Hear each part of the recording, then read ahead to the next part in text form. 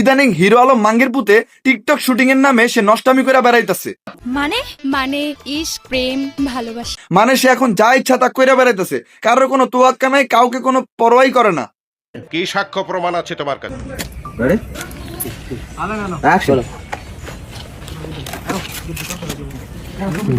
ভাইয়া দুর্গন্ধ, ভাইয়া দুর্গন্ধ। মানে ওর মুখের দুর্গন্ধ মাইয়াটা নিতেই পারলো না। মাইয়ার মুখের এক্সপ্রেশন দেখে বুঝতে পারছেন তো, মানে সে মনে মনে যে কতগুলা গালি দিছে হিরো আলম রে, যে এই পাড়ার লগে আমি শুটিং করতে আইছি। হ্যাঁ,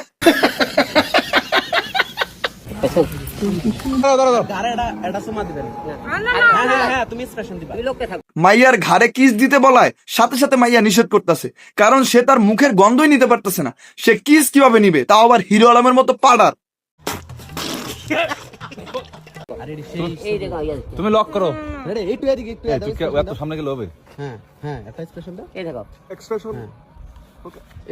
মাঙ্গের পুতের এক্সপ্রেশন দেখছেন, মনে হইতাছে মাইয়ারে এখানে খেয়া দিব। মানে ওর এক্সপ্রেশনটা কি, মানে ওর জ্বালা যন্ত্রণাটা কি। শুটিং এর নামে মাইয়ারে পারতাছে না এনে খেয়া দিতে। মানে ওর অবস্থাটা দেখছেন, মানে ও হিংস্র পশু হয়ে রয়েছে, মায়ের কম খাইয়া দিব। চিন্তা করেন ও শুটিং এর নামে এগুলা কি করতেছে, এগুলা নষ্টামি না ভাই? হ্যাঁ, আর ও দেশের মধ্যে কি হয়ে গেছে, ও এগুলা করে বেড়াইবো? এগুলো তো এক প্রকারের নষ্টামি। এগুলো দেশের জন্য ভালো না, দেশের মানুষের জন্য ভালো না। মানুষ দেখে কি শিখবে? এগুলো থেকে কোনো শিক্ষার কিছু নাই, নষ্টামি ছাড়া।